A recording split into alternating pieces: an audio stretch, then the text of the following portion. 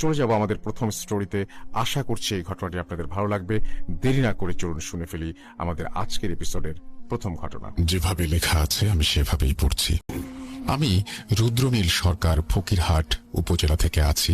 ঘটনাটি আমাদের গ্রামের মসজিদের ইমামতি করেন হুজুর আলামিন ভাই তার জীবনে ঘটে যাওয়া একটি রক্ত হিম করা সত্য ঘটনা।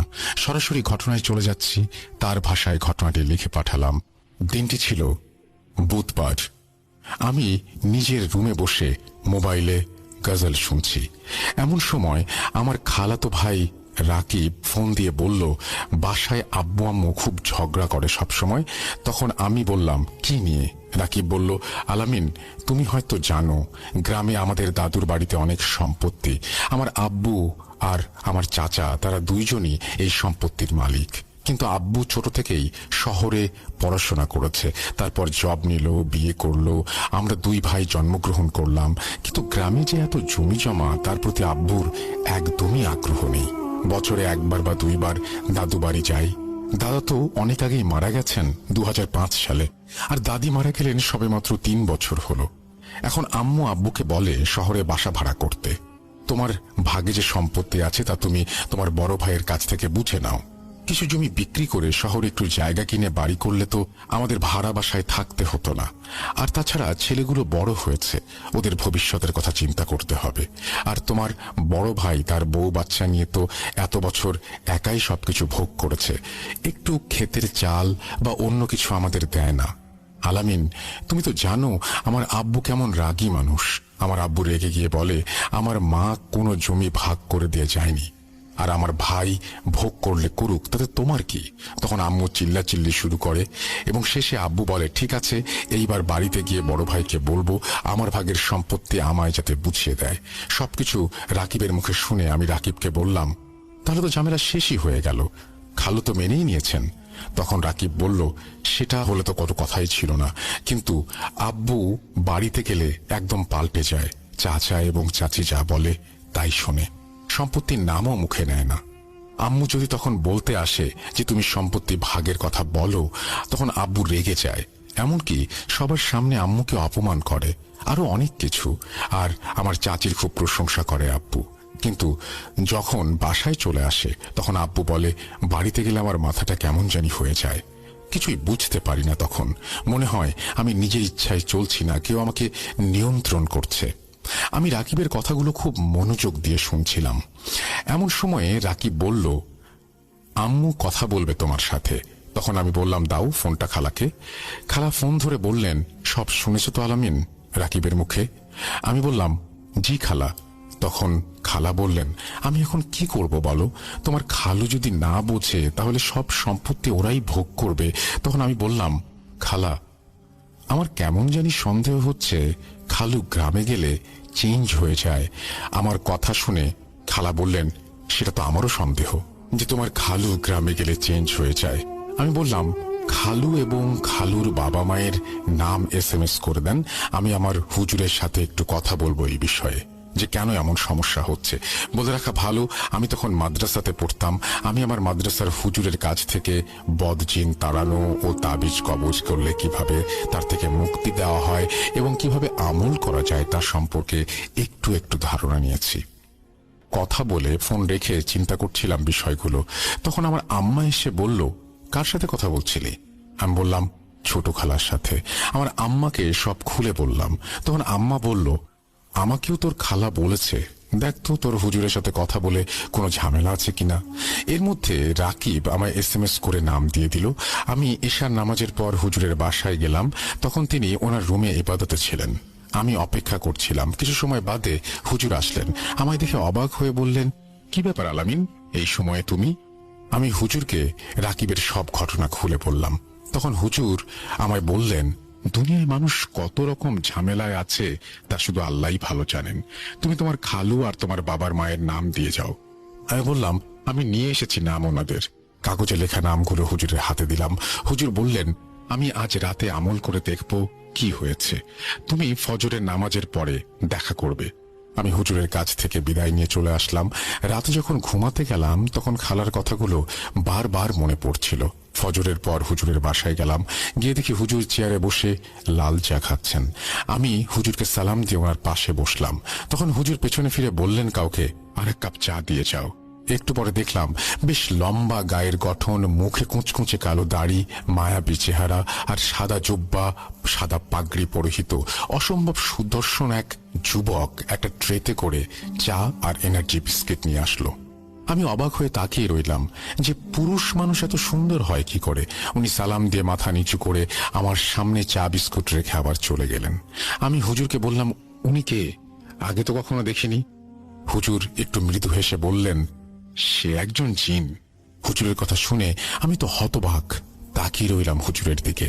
কারণ এতদিন তার থেকে শিক্ষা গ্রহণ করার পর আজ জানতে পারলাম তিনি জিন পালন করেন। তখন আমি বললাম, হুজুর আগে বলতেন একটু কথা বলতাম, এখন একটু ডাকেন, তার সাথে কথা বলি। হুজুর বললেন, ও আর আসবে না, যেহেতু তুমি তার পরিচয় পেয়ে গেছো। ওনার বাড়ি কোথায়? পাকিস্তানে। আমার কাছেই আলেম হয়েছে আর খেদমত করে আমার। এখন আসল কথা শোনো আলামিন, রাকিবের চাচি খুব খারাপ প্রকৃতির মানুষ। রাকিবের আব্বা যাতে সম্পত্তির ভাগ করতে না পারে সেজন্য বাড়ির সামনে এক পুকুরের পানিতে গত 7-8 বছর যাবৎ এক কুফরি তাবিজ ফেলে রেখেছে, যার মেয়াদ 1 বছর থাকে। তাই প্রতি বছর একটা করে তাবিজ ওই পুকুরে তোমার চাচি ফেলে আসে। আর রাকিবের আব্বা বাড়িতে গেলে অন্যরকম সমস্যা হয়। হুজুরের কথা শুনে আমি অবাক হয়ে বললাম, হুজুর এটা এখন কিভাবে নষ্ট করা যায়? তিনি বললেন, আমায় আজকের দিনটা সময় দাও, আমি কিতাব দেখে আগামীকাল জানাবো, তবে এটা বেশ কঠিন কাজ হবে বলে মনে হচ্ছে। আমি হুজুরের কথা শুনে বাসায় চলে আসি। পরের দিন সকালে আমি হুজুরের বাসায় গেলাম। হুজুর ওনার এক বন্ধুর সাথে কথা বলছিলেন। আমি একটু দূরে দাঁড়িয়েছিলাম ওনার কথা শোনার জন্য। হুজুর আমায় দেখে বললেন, তুমি আমার ইবাদতখানায় গিয়ে বসো, আমি 10 মিনিট পরে আসছি। আমি ইবাদতখানায় ঢুকে দেখি ভেতরে কেমন ঠান্ডা, চারপাশে শত শত কিতাব সাজানো আর সুঘ্রাণ চারপাশে।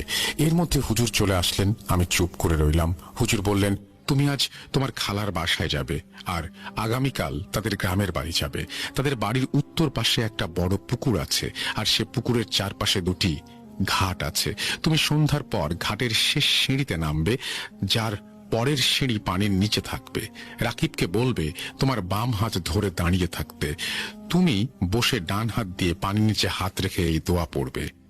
আমি হুজুরের কথা শুনে বললাম, আপনি চলেন, আমি কেবল মাত্র শিক্ষা গ্রহণ করছি, আমার ভেতর কেমন যেন একটা ভয় কাজ করছে।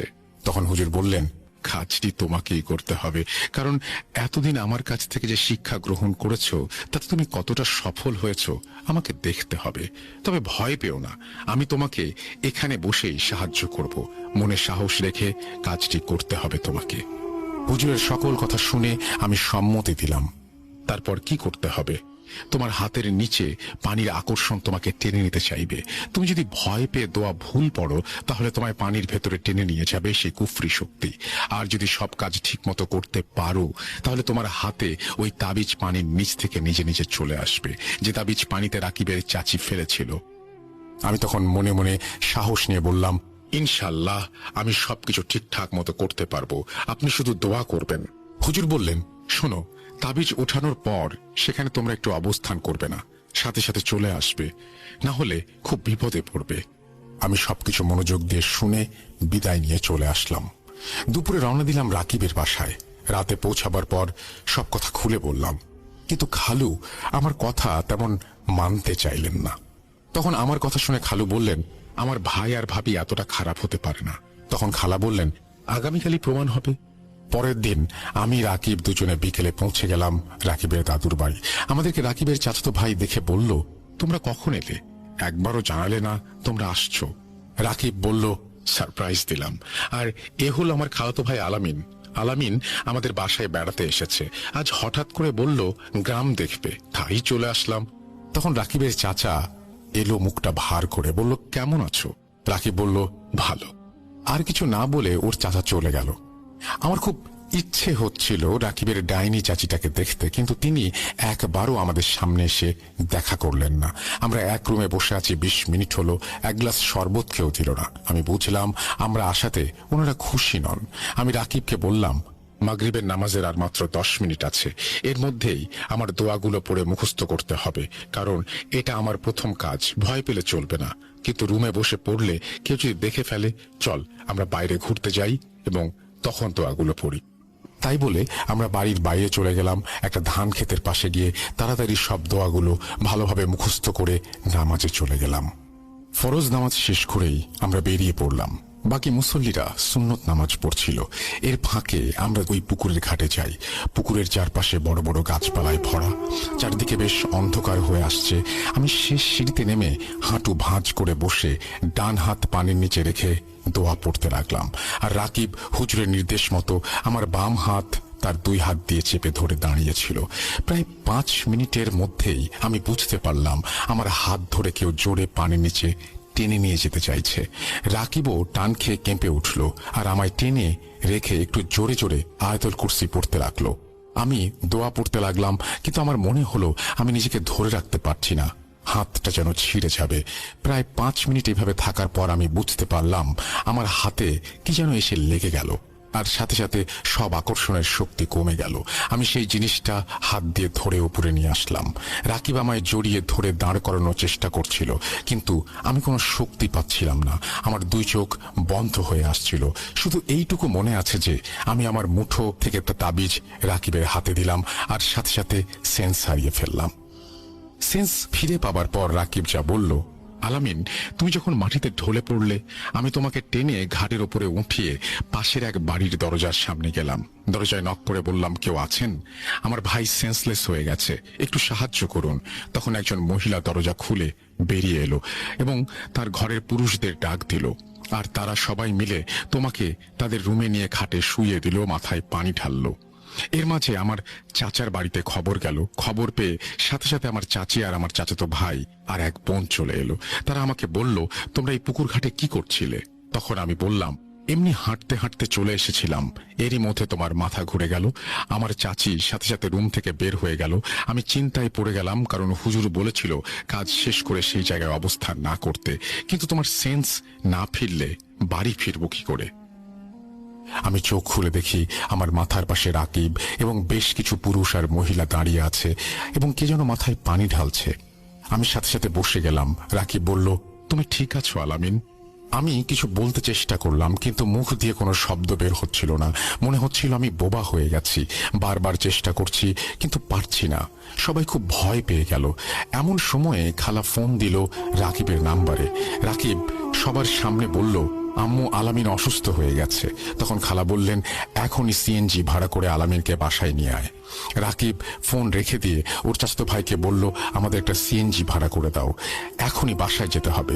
এ সময় রাকিবের বোন বলল, এখন রাত হয়ে গেছে আর আমরা ডাক্তার ডেকে আনবো, আগামীকাল সকালে যেও। রাকিব বলল, আম্মু এখনই যেতে বলেছে। এমন সময়ে বাইরে বজ্রপাত শুরু হলো আর সাথে সাথে তুমুল বৃষ্টি পড়তে লাগলো। রাকিব খুব ব্যস্ত হয়ে আছে, বৃষ্টি কিছুতেই থামছে না। আমি চিন্তা করলাম, আমি যে একদমই কথা বলতে পারছি না, সবাইকে সেটা বুঝতে দেয়া ঠিক হবে না। সবাই বলছে আজ আর যাওয়া লাগবে না। খালা একটু পরপরই ফোন দিয়ে বলছেন চলে আসতে। তখন রাকিবের চাচাতো ভাই এক সিএনজি ড্রাইভারকে ফোন দিয়ে বলল আসতে। ওই লোক বৃষ্টির মাঝেই 20 মিনিটের মধ্যে চলে এলো। রাকিব আমায় তাড়াতাড়ি ধরে গাড়িতে উঠিয়ে দিল। তখন রাকিবের চাচাতো বোন বলল, তোমরা কিছু খেয়ে গেলে না? তখন রাকিব বলল, আর একদিন আসবো। আর ভাই অসুস্থ হয়ে গেল, তাই আর থাকতে পারছি না। রাকিব যখন গাড়িতে উঠল তখন রাকিবের চাচাতো ভাই বলল, আম্মা ফোন দিয়ে বলল তোমাদের একদম না যেতে। আমি রাকিবকে হাতের ইশারায় বুঝিয়ে বললাম, তাড়াতাড়ি চলো। রাকিব বলল, আর একদিন আসবো, সময় করে চাচিকে বলে দেবেন। ড্রাইভার গাড়ি ছেড়ে দিল। তুমুল বৃষ্টি হচ্ছে আর মাঝে মাঝে বজ্রপাতও হচ্ছে। গাড়ি চলছে। রাকিব আমায় বলল, আলামিন কথা বলো। আমি অনেক চেষ্টা করেও কথা বলতে পারছি না। আমি রাকিবকে ইশারায় বুঝালাম তাবিজ কই। তখন সে পকেট থেকে বের করে আমার হাতে তাবিজ দিল। আমি হাতে নিয়ে দেখি কালো রঙের একটি তাবিজ। আমি আমার নিজের কাছে রেখে দিলাম সেটা। খালা একটু পর পর ফোন দিয়ে খোঁজ নিচ্ছেন। আমরা যখন মাঝ রাস্তায়, তখন রাকিবের চাচাতো ভাই ফোন দিয়ে বলল, আম্মু খুব রাগ করেছেন, তোমরা চলে গেছো। তখন রাকিব বলল, আমি বাসায় গিয়ে চাচির সাথে ফোনে কথা বলবো। আমরা রাকিবের বাসায় চলে এলাম। খালু আর ছোট ভাই বাসার নিচে অপেক্ষা করছিলেন আমাদের জন্য। আমরা বাসায় গেলাম। খালা বললেন, কথা বলো আলামিন। কিন্তু আমি অনেক চেষ্টা করেও কথা বলতে পারছি না। রাকিবের ছোট ভাই সোহেল দুধ গরম করে এনে আমাকে খেতে দিল। মনে হচ্ছে গলাটা ফুলে গেছে। খালু বিভিন্ন দোয়া পড়ে ফু দিচ্ছিলেন আমার গলায়। প্রায় ৩৫ মিনিট পর আমি আস্তে আস্তে কথা বলতে পারলাম। সাথে সাথে আমার হুজুরকে ফোন দিয়ে সব ঘটনা খুলে বললাম এবং এটাও বললাম যে আমি কেন কথা বলতে পারছিলাম না। তখন হুজুর বললেন, তুমি যখন সেন্স হারিয়ে ফেলো তখন রাকিবের চাচি সেখানে এসে চিন্তা করেছে পুকুর ঘাটে কেন এমন হলো। তারপর সে নিজের বাসায় গিয়ে ওই কবিরাজকে ফোন দিয়ে সব বলেছে। তখন ওই কবিরাজ বলেছে, আপনি তাড়াতাড়ি ওই ছেলেকে আটকান, না হলে সব শেষ হয়ে যাবে। আরও বলেছেন ওই ছেলে তাবিজ উঠিয়ে ফেলেছে। তখন রাকিবের চাচি বলে, এটা কি করে সম্ভব? এইটুকু ছেলে এত বড় কাজ কিভাবে করলো? আর তাই রাকিবের চাচি তোমাদের আটকানোর চেষ্টা করে, কিন্তু আল্লাহর রহমতে তোমরা চলে আসতে পেরেছো। যদি সে তোমাদের আটকাতে পারত তাহলে অনেক ঝামেলা হতো। হুজুর বলল, এখন তুমি এক কাজ করো, এই নিয়মে তাবিজটা নষ্ট করে ফেলো। হুজুরের কথা শুনে বললাম, ওরা ওই পুকুরে তাবিজ ফেলবে না তো? হুজুর বললেন, আবার তাবিজ ফেললে কোনো কাজ করবে না। আমি আমার হুজুরের কথা মতো সব কাজ শেষ করে পরের দিন আমার বাসায় চলে আসলাম। দেখতে দেখতে প্রায় ৩ মাস কেটে গেলে সবকিছু ঠিকঠাক চলছিল। এদিকে আমিও হুজুরের কাছ থেকে শিক্ষা গ্রহণ করে একটি মসজিদের ইমামতি করতে থাকি। কিছুদিন বাদে রাকিব আমাদের বাসায় বেড়াতে আসলো। 2 ভাই মিলে বিভিন্ন জায়গায় ঘুরতে গেলাম। আড্ডা চলছিল বেশ ভালোই। একদিন আমরা মার্কেটে গেলাম কিছু কেনাকাটা করতে। কেনাকাটা শেষ করে স্টেশনের রাস্তা ধরে আসছিলাম, কারণ মেইন রোডে খুব জ্যাম ছিল। আমরা কথা বলতে বলতে হেঁটে আসছিলাম, তখন হঠাৎ আমার ফোনে হুজুরের ফোন। আমি তখন ভাবতে লাগলাম, এতদিন বাদে হুজুর কেন আমায় ফোন দিলেন? আমি ফোন রিসিভ করতেই ফোনের ওপাশ থেকে হুজুর বলে উঠলেন, আলামিন, তোমার বামে সরে পড়ো এখনই। আমি হুজুরের কথা বুঝতে পারছিলাম না। ঠিক তখনই আমাদের 2 জনকে যেন বাম দিক থেকে ধাক্কা দিয়ে কেউ সরিয়ে দিল। আমার ফোন হাত থেকে পড়ে গেল আর আমরা মাটিতে পড়ে গেলাম। আমি অবাক হয়ে গেলাম, কি হলো এটা আমাদের সাথে? তখন আমি ডান দিকে চেয়ে দেখি একটা ধবধবে দুধের মতো সাদা সাপ, যা প্রায় 7 থেকে 8 হাত লম্বা, আমাদের পেছন থেকে সামনের দিকে এগিয়ে গিয়ে অদৃশ্য হয়ে গেল। আমরা দুজনে খুব ভয় পেয়ে গেলাম।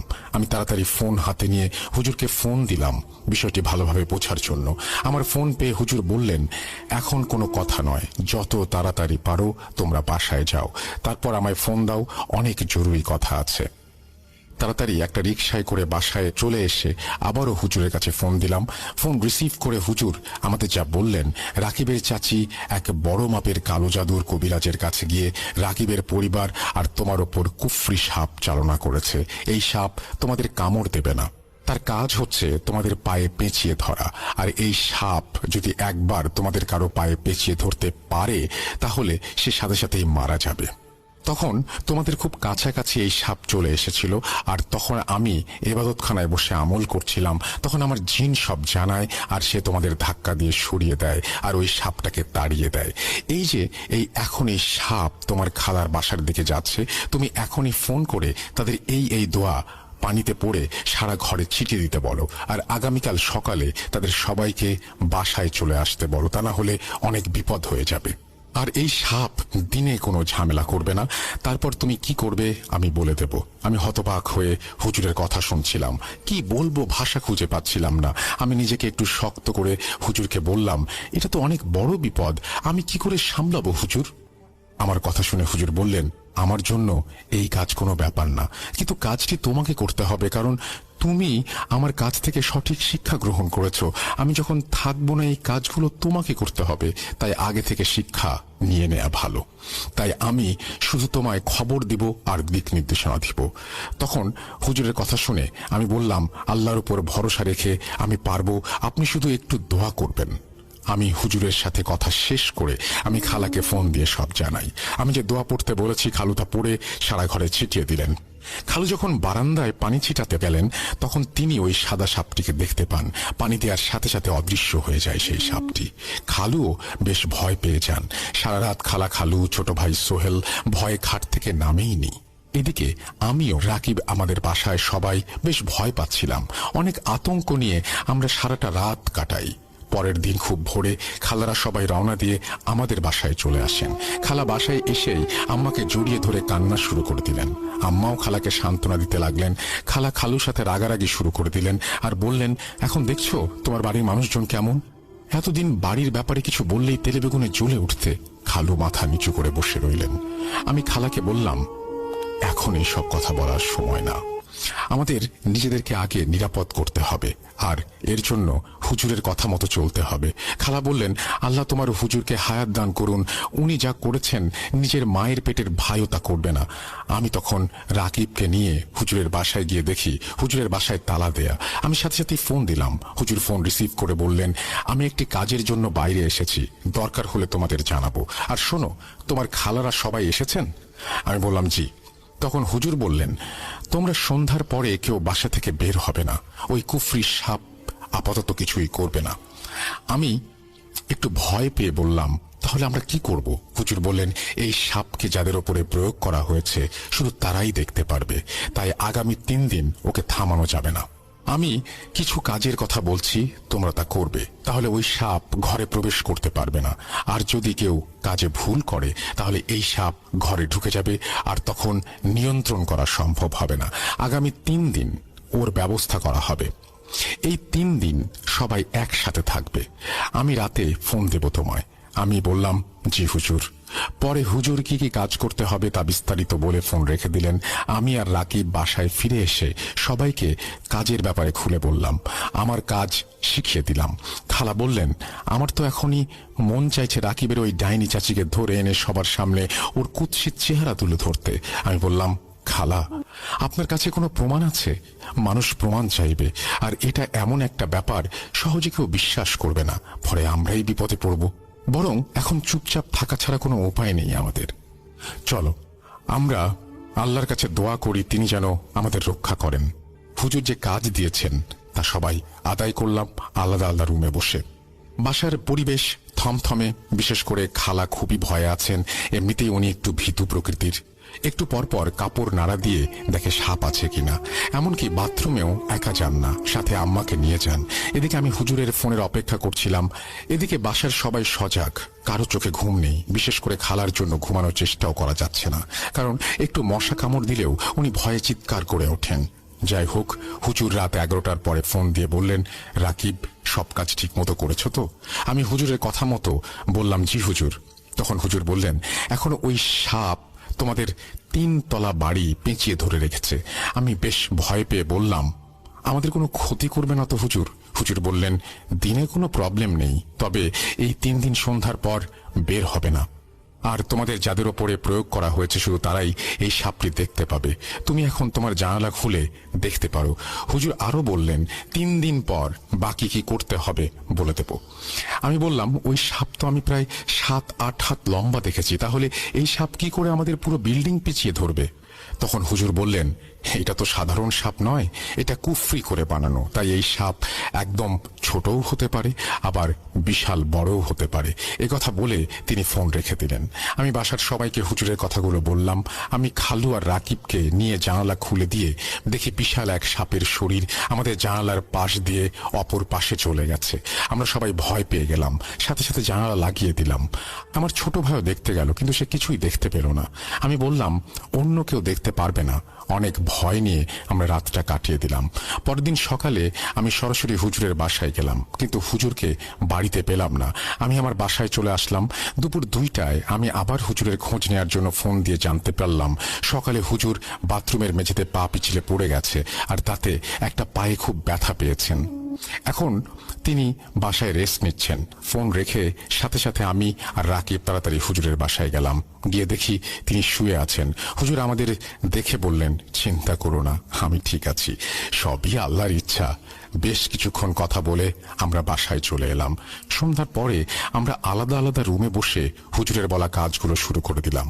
আমি যখন কাজ করছিলাম তার একটু পরেই একটা চিৎকার শুনলাম, কিন্তু কাজ শেষ না করে উঠলাম না। কাজ শেষ করে পাশের রুমে গিয়ে দেখি খালা হাঁপাচ্ছেন। আমি বললাম, কি হয়েছে খালা? তিনি বললেন, আমি যখন তোমার হুজুরের দেয়া কাজগুলো করছিলাম তখন আমার পায়ের পাশে কি যেন একটা লাগলো, আর তাই ভয় পেয়েছি। পাশের রুম থেকে খালু, রাকিব আর ছোট ভাই সোহেল আসলো। আমি বললাম, সবাই কাজ ঠিক মতো করেছেন তো? খালু, রাকিব আর ছোট ভাই বলল, করেছি। আর খালা বলল, আমি তো করতে পারিনি, একটু করেই ভয় সব উল্টাপাল্টা করে ফেলেছি। আমি বললাম, কি বলছেন এই সব? এখন তো ওই সাপ ঘরে ঢুকে যাবে, কি করব এখন? এমন ভুল কেউ করে? বাসার সবাই ভয় পেয়ে গেল। রাকিব বলল, এখন কি করব তাহলে? আমার খুব রাগ উঠে গেল। আমি বললাম, জানি না। পাশের রুমে গিয়ে আমি তাড়াতাড়ি ফোন দিলাম হুজুরকে, সব খুলে বললাম।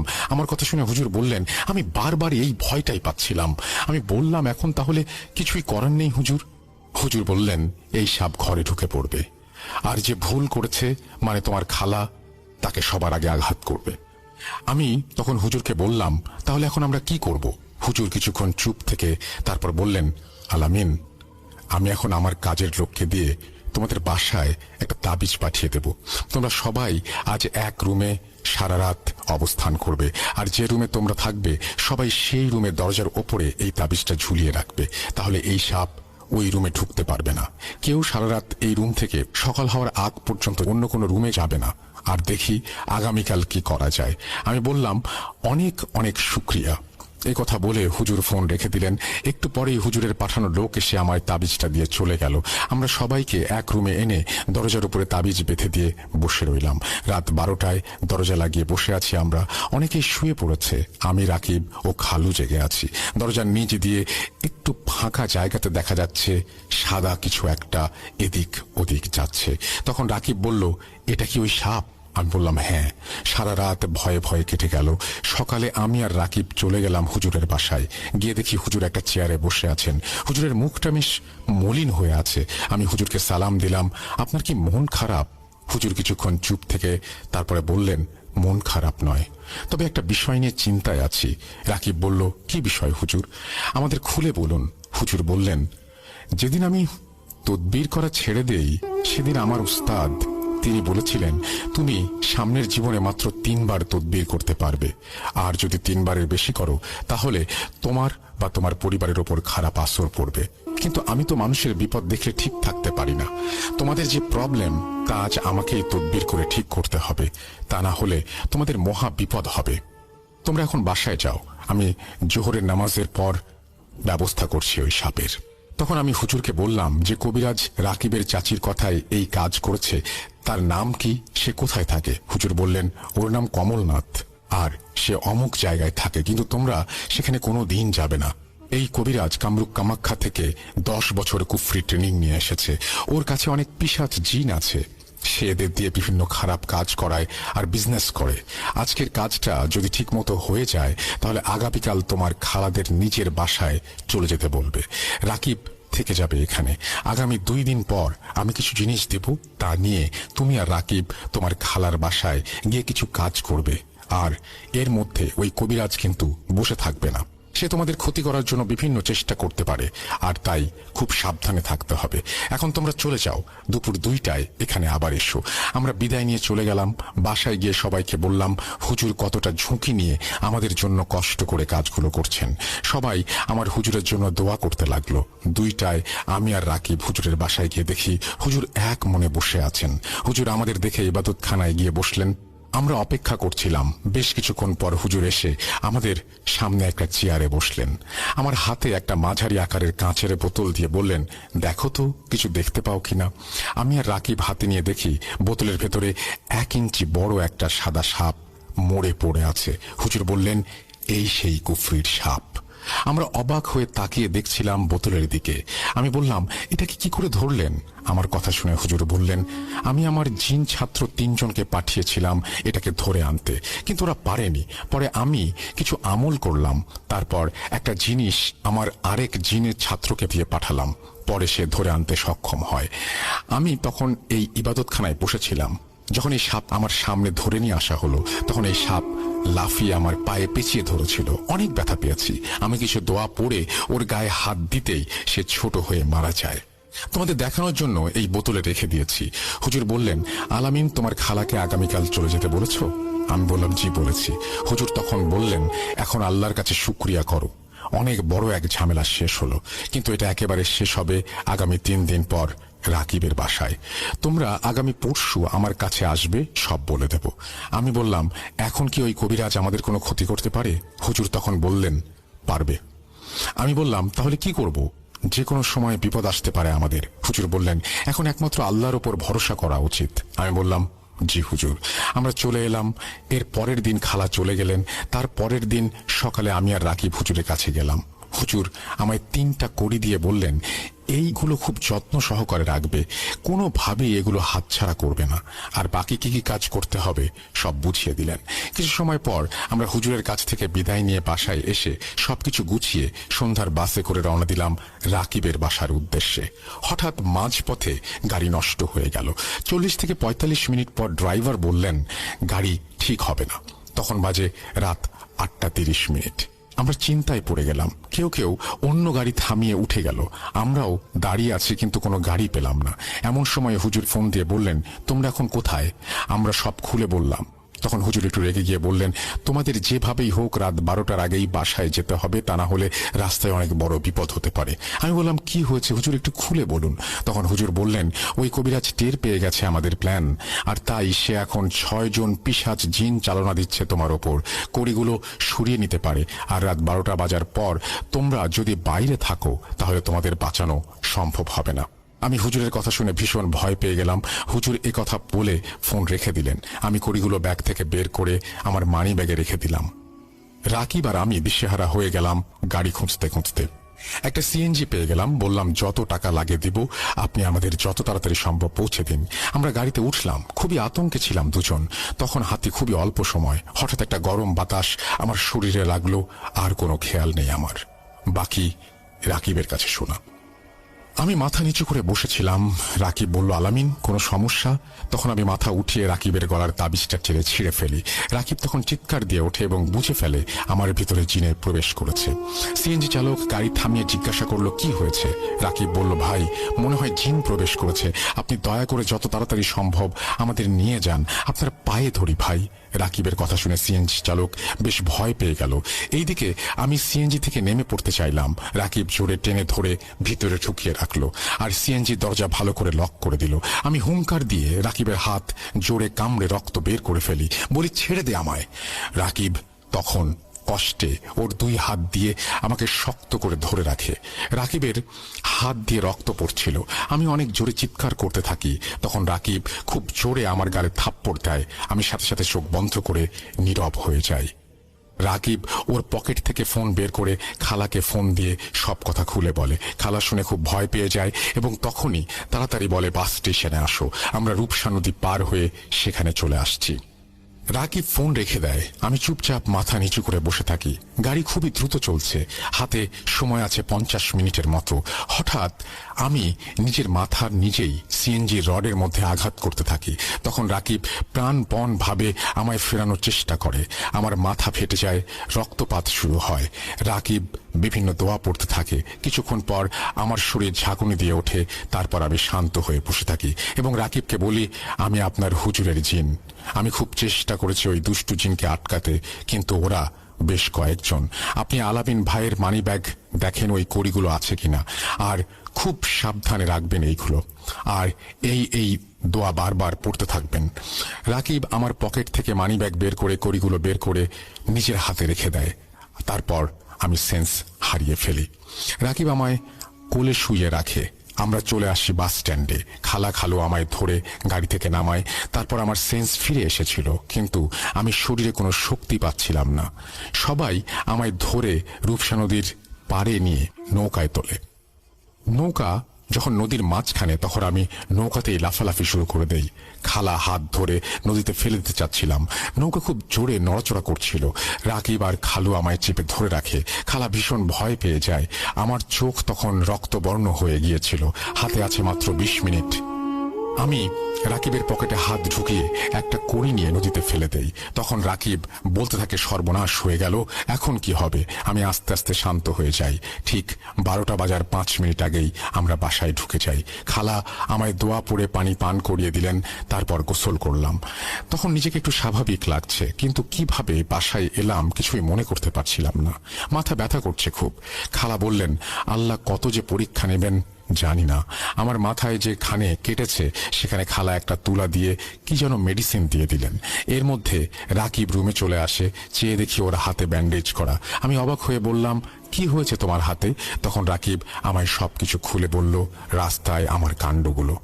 আমার হাতে 2টা কড়ি দিয়ে বলল, বাকি একটা তুমি নদীতে ফেলে দিয়েছ।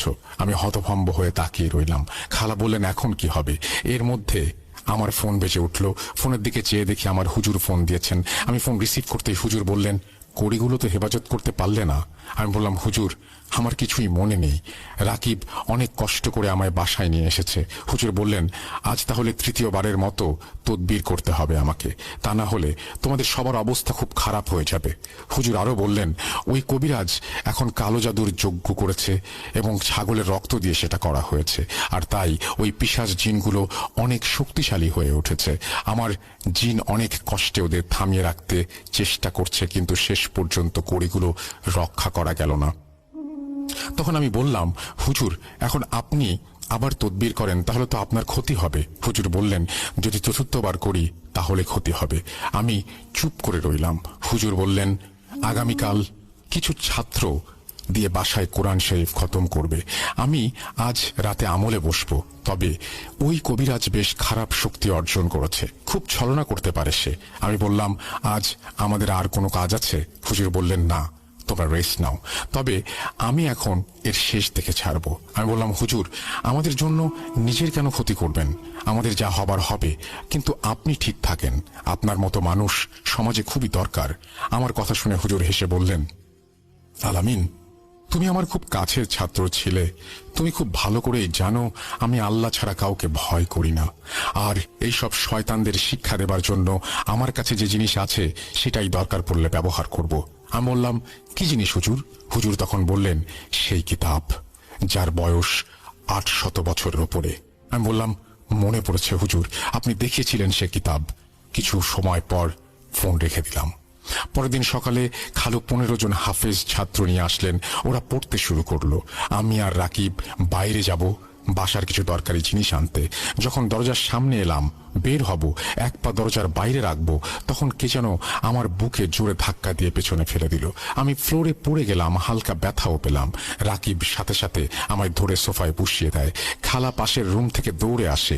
তখন রাকিব বলল, এইভাবে পড়ে গেলে কেন?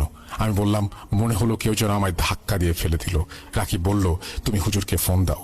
আমি ফোন হাতে নেওয়ার সাথে সাথেই হুজুর ফোন দিলেন। বললেন, দরজার ওপারে তোমার যে জুতা রাখা সে জুতাগুলো চেক করো। আমি হুজুরের কথা মতন ফোন রেখে তাড়াতাড়ি জুতা চেক করে দেখলাম ব্লেডের টুকরো করে কে যেন জুতোর ভেতরে বিধিয়ে দিয়েছে। আমি যদি এই জুতা পরতাম তাহলে সাথে সাথে আমার পা কেটে ক্ষত বিক্ষত হয়ে যেত। আমরা সবাই অবাক হয়ে গেলাম, এটা কি করলো? আমি আবারও হুজুরকে ফোন দিলাম। আমি তো কিছুই বুঝতে পারছি না, এর মানে কি? আমার কথা শুনে তিনি বললেন, আমি গত রাতে আমল করে ওই কবিরাজের কুফরি জিনের ঝামেলা শেষ করে ফেলেছি। তুমি যখন দরজা দিয়ে বের হচ্ছিলে তখন আমার জিন তোমায় ধাক্কা দিয়ে সরিয়ে দেয়। আমি বললাম, তাহলে এই কাজ কে করলো? হুজুর বললেন, আমি তো বুঝতে পারছি না যে কে এই কাজ করলো। আমি তখন বললাম, হুজুর কে সে? আমার কথা শুনে হুজুর কিছুক্ষণ চুপ করে রইলেন। তারপর বললেন, রাকিবের ছোট ভাই সোহেল এই কাজ করেছে। আমি হুজুরের কথা বিশ্বাস করতে পারছিলাম না যে এটা কেন সে করবে। আমি বললাম, হুজুর সোহেল এই কাজ কেন করবে? তখন হুজুর বললেন, আমিও বুঝতে পারছি না। আমি চালনা দিয়ে সোহেলকেই দেখতে পাই। আমি ফোন রেখে চুপ করে বসে রইলাম। রাকিব বলল, সোহেল কি করেছে আলামিন? আমি বললাম, আরে কিছু না, অন্য ব্যাপারে কথা বললাম হুজুরের সাথে ইত্যাদি বলে কাটিয়ে দিতে চাইলাম, কিন্তু রাকিব আমায় বলল, তুমি মিথ্যা বলছো আলামিন। তখন খালাও বললেন, কি হয়েছে খুলে বলো। আমি খালা আর রাকিবের চাপাচাপিতে সবকিছু বলতে বাধ্য হলাম। রাকিব ভীষণ রেগে গিয়ে পাশের রুম থেকে সোহেলকে ডেকে এনে বলতে লাগলো, তুই এই কাজ কি করে করলি? সোহেল তো অবাক, বলল, আমি তো কিছুই করিনি, আর আলামিন ভাইয়ের সাথেও আমার কি শত্রুতা? আমি রাকিবকে থামানোর চেষ্টা করি, কিন্তু রাকিব আমায় ধাক্কা দিয়ে সোহেলের গালে জোরে থাপ্পড় দেয়। আমি পরিস্থিতি নিয়ন্ত্রণ করতে পারছিলাম না, তাই সোহেলকে টেনে পাশের রুমে নিয়ে দরজা লাগিয়ে দেই। সোহেল খুব কান্না করতে করতে বলল, ভাইয়া আমি এই কাজ করিনি। আমিও বিশ্বাস করতে পারছিলাম না যে সোহেল এটা করতে পারে, কারণ সে আমায় অনেক ভালোবাসে। আর কেনই বা এসে এই কাজ করবে? এর ভেতর কোরআন খতম শেষ করে হাফেজরা চলে গেল। সারাদিনই আমি চিন্তা করছি কি হচ্ছে এসব। সারাদিন রাত গেল, হুজুর আমায় ফোন দেয়নি। আমি 3 বার দিয়েছিলাম, উনি ফোন রিসিভ করেননি। চিন্তা করছি হুজুর কেন ফোন ধরছেন না। পরের দিন সকাল 7টায় হুজুর ফোন দিয়ে বললেন, আলামিন শোনো, জরুরি কিছু কথা। আমি বললাম, জি হুজুর বলুন। হুজুর তখন বললেন, গতকাল আমি তদবির করে ওই কবিরাজের জিনদের আটক করেছি, তাই সে অন্য পন্থা অবলম্বন করেছে। আমি বললাম, কি পন্থা অবলম্বন করেছে? হুজুর বললেন, সে তার 3 জন উস্তাদের সাহায্য নিয়ে খুবই শক্তিশালী এক কুফরি সাধনা করেছে, যা দিয়ে সে যে কোনো কাজ করতে পারবে ঘরে বসেই। আমি বললাম, কি কাজ? হুজুর বললেন, গতকাল তোমার জুতোয় যে ব্লেড লাগানো হয়েছিল তা সোহেল করেনি। সোহেলের রূপ নিয়ে এক পিশাচ করেছে, আর সে এমনভাবে এই ছলনা করেছে আমাকেও বোকা বানিয়ে দিয়েছে। আমি অবাক হয়ে বললাম, কি বলেন হুজুর, তাহলে এখন কি হবে? হুজুর বললেন, আমি বুঝতে পারছি না। রাকিবের চাচি ওই কবিরাজকে বলেছে, যেভাবেই হোক এই পরিবারকে ধ্বংস করে দিতেই হবে, যত টাকা লাগে লাগুক সে দেবে। তাই আজ ওই কবিরাজ 5টা কালো ছাগলের বর্জ্য দিয়ে এক বিশেষ কুফরির পানীয় তৈরি করেছে, যা দিয়ে আগামী অমাবস্যায় তোমাদের ওপর তার পিশাচ জিন দিয়ে ছিটিয়ে দেবে। আর এটা ছিটিয়ে দিলে তোমাদের সারা শরীরে ঘা হয়ে যাবে, পরে আল্লাহ না করুক তোমাদের বাঁচানো সম্ভব হবে না। আমি বললাম, হুজুর আমি ক্লান্ত হয়ে গেছি, এই শয়তানদের শেষ করতে পারবো না। আর আপনি তো 3 বার তদবির করে ফেলেছেন, এখন আবার যদি কিছু করেন তাহলে আপনার ক্ষতি হবে। আমি দিশেহারা হয়ে গেছি হুজুর, আর পারছি না। হুজুর বললেন, আল্লাহর সবরকারীদের পাশে থাকেন, নিরাশ হওয়া কোনো মুসলমানের কাজ নয়। আর শয়তানের ক্ষমতা আল্লাহর কাছ থেকে ধার নেওয়া। শোনো, জীবনে অনেক মানুষের বিপদের পাশে দাঁড়িয়েছি, হারিনি কখনো, কারণ আমি ছিলাম হক পথে, এখনো আছি। এর চেয়ে খারাপ সময় পার করেছি। আমার পরিবারের ক্ষতি যদি হয়, শত শত পরিবার খারাপ শক্তি থেকে বেঁচে যায়, তাহলে এটাই আমার পাওয়া। কুরবানি করলাম আমি আমার পরিবারকে এই সব অসহায় মানুষদের জন্য। তুমি খুব ভালো করে জানো আমি ভয় পাই না আল্লাহ ছাড়া কাউকে। আমার সামনে তোমাদের ক্ষতি আমি হতে দেখব, এটা হবে না। তোমরা সকলে মিলে আগামী 2 দিনের ভেতর খানজাহান আলী মাজারে যাবে, কারণ আগামী সপ্তাহে অমাবস্যা, এর আগেই আমাদের সব করতে হবে। সেখানে এমন কিছু কাজ করতে হবে তোমাদের, যা এর আগে কেউ কখনো করেনি, আর বাকি কাজ আমি এখানে বসেই করব। আমি বললাম, কিন্তু হুজুর আপনার যদি ঝামেলা হয়? তখন হুজুর ধমক দিয়ে বললেন, যা বলছি তা শোনো। তুমি এই জিনিসগুলো সংগ্রহ করবে, 2 দিন থাকবে সেখানে। প্রথম দিন রাত 9টায় মাজারের এমন সাইডে যাবে যেখানে মানুষ থাকবে না। সেখানে তুমি একা গিয়ে মাজারের পুকুরের পানিতে হাঁটু গেড়ে বসে যাবে, যাতে পুকুরের পানি তোমার বুকে এসে পড়ে, কিন্তু তোমার আশেপাশে কেউ থাকতে পারবে না। আমি বললাম, রাখিব না? হুজুর বললেন, ওরা এতটুকু দূরে থাকতে পারে যাতে তোমায় দেখতে না পায়। তুমি চোখ বন্ধ করে ওই জিনিসগুলো যা সংগ্রহ করতে বলেছি হাতে নিয়ে বসে থাকবে এবং এই দোয়া পড়বে। তুমি কিছুতেই চোখ খুলবে না, যত কিছুই হোক। চোখে ভাসবে যে পুকুরের পানি তোমার ওপরে চলে আসছে বা তুমি ডুবে যাচ্ছ ইত্যাদি, কিন্তু তুমি এক মনে এই দোয়া পড়তে থাকবে। আর যদি ভয় পেয়ে চোখ খুলে ফেলো তাহলে তোমাকে বাঁচানো সম্ভব হবে না। তাই খুব সাবধান। আমি বললাম, এই কাজগুলো শেষ করলে কি হবে হুজুর? হুজুর বললেন, ওই কবিরাজের মৃত্যু আর রাকিবের চাচির শাস্তি। আমি বললাম, আমি পারবো হুজুর। আরো বিস্তারিত আলোচনা করে ফোন রেখে দিলাম। আমরা 2 দিন পরেই রাকিব, আমি, খালু আর সোহেল মাজারে চলে এলাম। হুজুরের কথা মতো রাত 9টায় মাজারের পুকুর পাড়ে এলাম। রাকিব আমায় জড়িয়ে ধরে বলল, তোমার সাথে আমরা দুজন দোয়া করছি, তুমি সব কাজ ঠিক মতো করতে পারবে। তখন আমিও বললাম, যদি ফিরে না আসি ক্ষমা করে দিও সবাই। রাকিব আমায় ধমক দিয়ে বলল, বাজে কথা বলবে না, আমরা 2 ভাই সারা জীবন একসাথে থাকবো। সবার কাছ থেকে বিদায় নিয়ে চলে এলাম পুকুরের পাড়ে। চারিদিকে অন্ধকার, বেশ ভয় করছিল। হুজুরের কথাগুলো মনে করে আল্লাহর ওপর ভরসা রেখে নেমে পড়লাম। পুকুরে নামার আগে ভয়ে একটু পিছিয়ে গেলাম, আবার সামনে এসে বসে হাতে জিনিসগুলো নিয়ে চোখ বন্ধ করে দোয়া পড়তে লাগলাম। আসলে তখন আমার কি অবস্থা হয়েছিল তা আমি বলে বোঝাতে পারবো না। যাই হোক, অনেক কিছুই ফিল করছিলাম, হুজুর যা যা বলেছিলেন, কিন্তু নিজেকে কিভাবে শক্ত করে রেখেছিলাম জানি না। প্রায় 30 মিনিট পর আমার আমল শেষ হলো। সারা শরীর ভেজা, উঠে দাঁড়িয়ে কিনারায় চলে এলাম। হাঁটতে পারছিলাম না, অনেক কষ্টে রাকিবের কাছে গেলাম।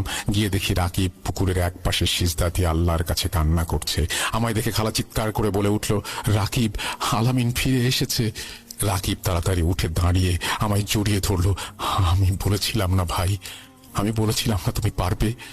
পরপর 2 দিন আমল শেষ করে আমরা রাকিবের বাসায় ফিরে এলাম। হুজুরকে ফোন দিলাম, তখন হুজুর বললেন ওই কবিরাজ মারা গেছে। আর রাকিবের চাচি যদি আর কোনো দিন কোনো কবিরাজের কাছে যায় তাহলে সাথে সাথে সেও মারা যাবে, এমন ব্যবস্থা করে রেখেছি। আর রাকিবের চাচিকে ওই কবিরাজ মৃত্যুর আগে বলে গেছে, আপনি যদি এই সব করতে যান তাহলে আপনিও শেষ। সে খুব ভয় পেয়ে গেছে আর এমন করবে না। আমি বললাম, হুজুর, আপনার ঋণ শোধ করার মতো নয়। আমরা সবাই হুজুরের সাথে কথা বলে শুকরিয়া জানালাম। কিছুদিন পর আমি আমার বাসায় চলে এলাম। বেশ কিছুদিন পর রাকিবের আব্বু দেশের বাড়ি গিয়ে সব জমি ভাগ করে নিজের নামে লিখে নিলেন। হুজুর চলে গেলেন। হুজুর চলে গেছেন 1.5 বছর হলো, কিন্তু ওনার প্রতিটি কথা এখনো কানে বাজে। নিজেকে খুব অসহায় লাগে। হারিয়ে ফেলেছি বাবা তুল্য একজন অভিভাবক। রাসেল ভাই, আসলে আমরা অনেকেই হয়তো ঘটনাটি বিশ্বাস করতে চাইব না, কিন্তু যার সাথে ঘটে সে ছাড়া হয়তো কেউ উপলব্ধি করতে পারে না। আমারও কেমন একটা লাগছিল ঘটনাটি শুনে, কিন্তু ঘটনার শেষ যখন আলামিন ভাইয়ের চোখে পানি আসতে দেখলাম তখন বিশ্বাস করেছিলাম। আলামিন ভাই এখন একটি মসজিদে ইমামতি করেন। রাসেল ভাই, এই ঘটনাটি সিলেক্ট যদি হয় তাহলে মাঝে মাঝে ঘটনা পাঠানোর চেষ্টা করব। তারপরে তিনি তার নাম লিখেছেন রুদ্রনীল সরকার, ফকিরহাট উপজেলা থেকে তিনি এই ঘটনাটি লিখেছেন। থ্যাংক ইউ রুদ্রনীল, আপনি চমৎকার একটি ঘটনা পাঠিয়েছেন, এবং যার কাছ থেকে আপনি এই ঘটনাটি শুনেছেন তিনি একজন হুজুর। তিনি ভুল বলবেন বা তিনি মিথ্যা বলবেন এটা আমি বিশ্বাস করি না। আমরা চলে যাব আমাদের পরবর্তী ঘটনায়। যেভাবে লেখা আছে আমি সেভাবেই পড়ছি। হ্যালো রাসেল ভাই, আশা করি ভালো আছেন, আপনি ভালোর দলেই। তখন আমি ক্লাস 6-এ পড়ি, প্রথম সাময়িক পরীক্ষা দিচ্ছি, 5ম হয়েছি।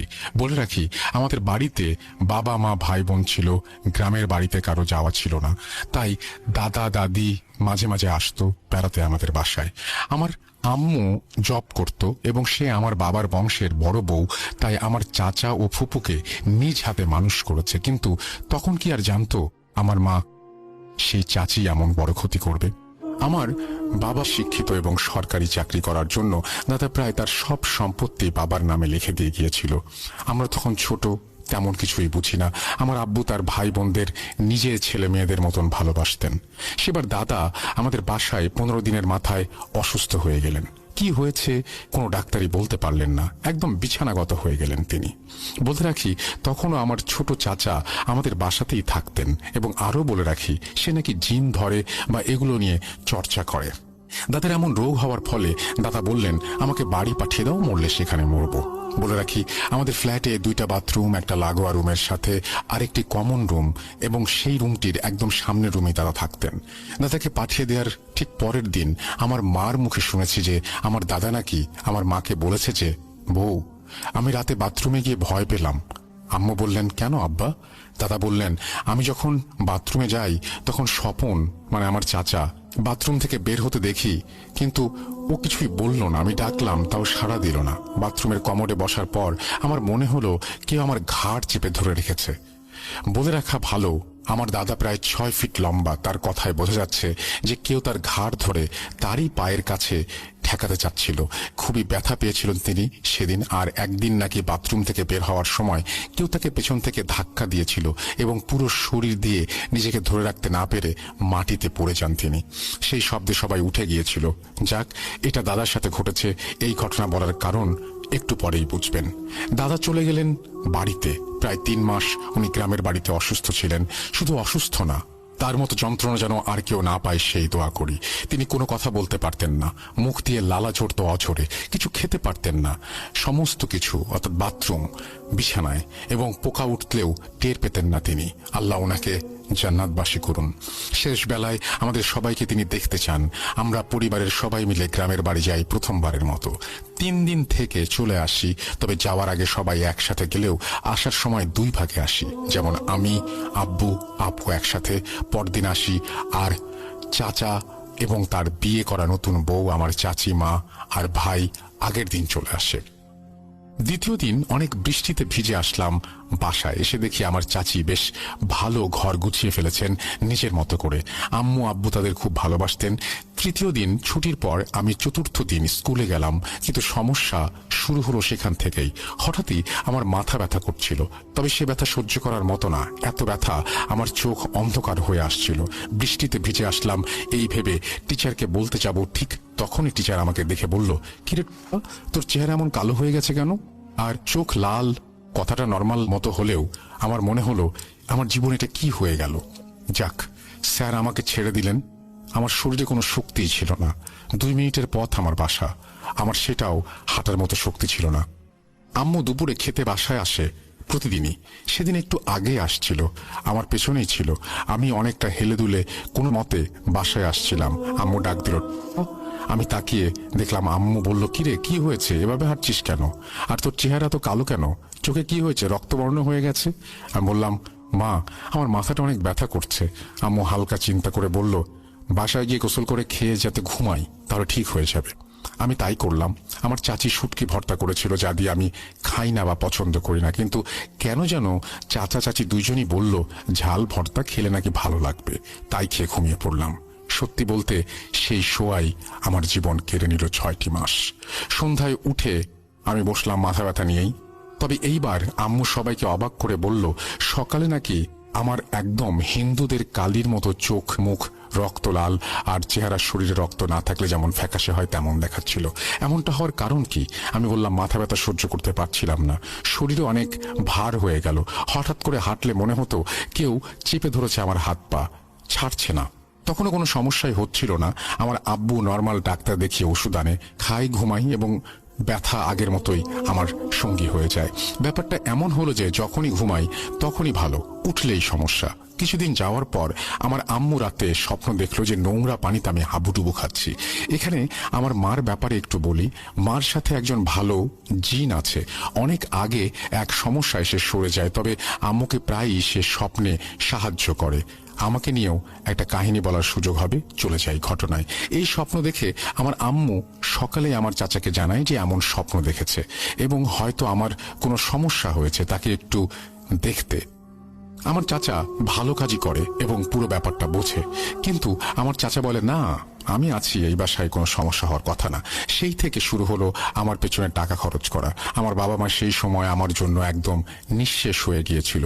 যে যা বলেছে তাই করেছে। ডাক্তারের কাছে যেতে যেতে, ওষুধ খেতে খেতে আমার শরীর আরো খারাপ হওয়া শুরু করলো। চুল পড়ে যেতে শুরু করলো, রাতে ঘুম বন্ধ হয়ে গেল, ওজন বাড়তে শুরু করলো। তখন অবধি শুধু মাথা ব্যথাই ছিল আমার। এভাবে 2 মাস কেটে যাওয়ার পর একদিন হঠাৎ সন্ধ্যায় আমার দিকে তাকিয়ে আমার মা অনেকক্ষণ কিছু একটা দেখছিল। অনেক সময় পার হওয়ার পর মা বলল, আমার চেহারা জন্ডিসের রোগীর মতো হয়ে গেছে, মানে হলুদ, তবে চোখ এখনো রক্তবর্ণ। বিষয়টি এমন দাঁড়ালো, হঠাৎ হঠাৎ আমার চেহারার রং বদলে যেতে শুরু করে, কখনো ফ্যাকাশে কখনো হলদে। সেই রাতে মা স্বপ্নে দেখলো একটা কুকুর তার রাস্তা ভুল করে উল্টো দিকে দৌড়াচ্ছে। এটাও সকালে আমার চাচাকে বলে, কিন্তু চাচা বলে এগুলো কিছু না। কিন্তু আম্মু এক হুজুরের কাছে যায় এবং আমার সমস্যার কথা বলে। তখন হুজুর বলে, সময় দেন, একটু দেখে জানাবো, মঙ্গলবার আসবেন। আমার মা মঙ্গলবার যায় এবং হুজুর বলে, তাকে বলি দেয়া হয়েছে, একটি সময় সীমার মধ্যেও বলি হবে।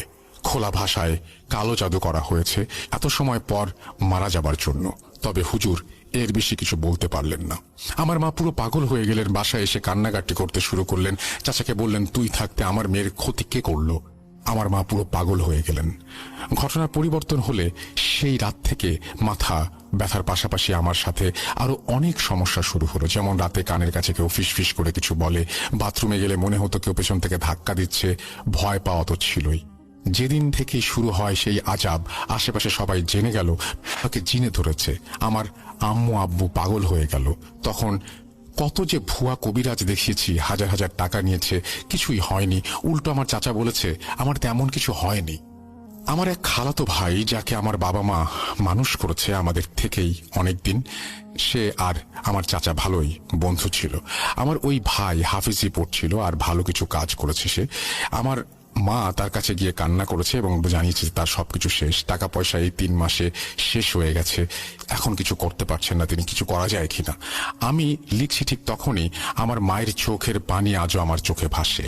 যাক, তারপর আমার সেই ভাই এক রাত পর জানালো কত কন্যা রাশি, আর ওর তো অনেক লম্বা আর সুন্দর চুল। একদিন সন্ধ্যায় চুল ছেড়ে হাঁটছিল, তখন অন্যজনের চালানো জিন ভুল করে ওর গায়ে আসর করেছে, একটা ব্যবস্থা হবে। এখানে আমার মা তাকেই বিশ্বাস করেছে। হুজুর যে অন্যরকম কথা বলছিল সেটা আমার মায়ের মাথাতেই নাই। যাই হোক, এরপরে শুরু হলো অন্য সমস্যা। আমি যদি হাঁটা শুরু করতাম তখনই মনে হতো কেউ পেছন থেকে ধাক্কা দিচ্ছে। 2-3 ঘন্টা কেটে যাওয়ার পরেও কোনো কিছু আমার মনে পড়তো না। তবে সবার মুখে শুনেছি আমি নাকি সেন্সলেস হয়ে যাওয়ার 2-3 মিনিটের মধ্যেই সেন্স ফিরে পেতাম, আর নিজের চুল নিজে ছিঁড়তাম, ফিস করতাম, হঠাৎ সেন্স হারিয়ে ফেলতাম, আর শরীরে অনেক ব্যথা থাকতো সব সময়। এভাবে কিছুদিন চললো। আমার চাচা বলল সে একটা চেষ্টা করে দেখবে।